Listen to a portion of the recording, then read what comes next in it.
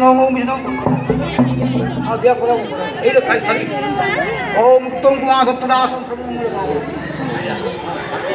ওম শান্তি বস্তু শান্তি মহাদাসং সর্বমঙ্গল কাম ओम हरिकुमारदासं सर्वमंगल कामना ओम शिल्पारंग दासं सर्वमंगल कामना शिल्पारंग आया था उसको क्या ईशारंग दासी ने हारंग दासं सर्वमंगल कामना সবাইকে জানাই মহা অষ্টমীর দ্বিতীয় শুভেচ্ছা। সবারই পুজো খুব ভালো কাটুক। আর আমরা বেরিয়ে পড়েছি ধান দেখতে যাব বলে, তো চলো দেখা হচ্ছে।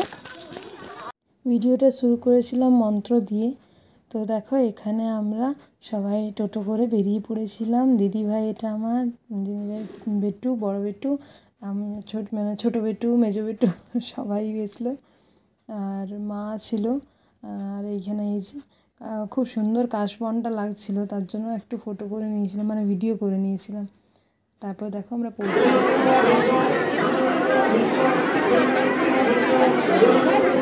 লাগাই এখন রোদে অক্লান্ত পরিশ্রম করিয়া এখন সবাই জল পিপাসায় জল পান করতেছে।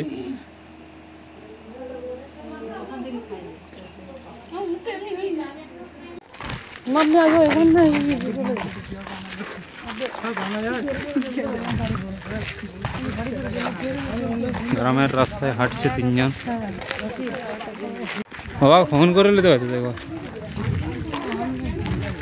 খাবার খেলো না কেন।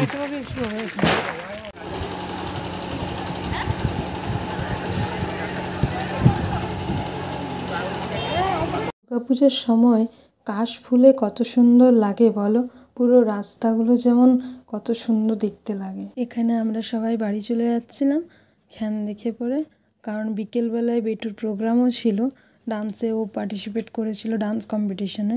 তো দেখো আমরা এখন কথা বলে বলে সবাই মিলে বাড়ি চলে যাচ্ছি। পূজা শেষ বললে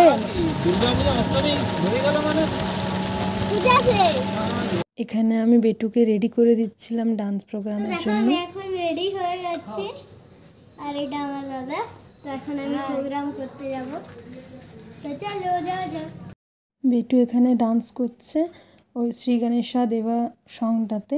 অনেকেই ওর ডান্স দেখেছে সেদিন, আর অনেকে আমাকে বলেছেও যে খুব ভালো ডান্স করে, তার জন্য সবাইকে অসংখ্য ধন্যবাদ। আর এখানে মায়ের বাড়িতে আমরা ডিনার করে পরে নিজের বাড়ি বেরিয়ে গেছিলাম। আর দেখো আমাদের বাড়ির, মানে আমার শ্বশুর বাড়ির কাছেই এই প্যান্ডেলটা হয়েছিল, একদম কাছেই। তো আমরা যাওয়ার পথে এখানে নেমেছিলাম, কারণ তখন অনেকটা রাত হয়ে গেছিলো, ফাঁকা ছিল, তাই আমরা কিছু ফটোশ্যুট করে নিয়েছিলাম। তো আজকের জন্য টাটা।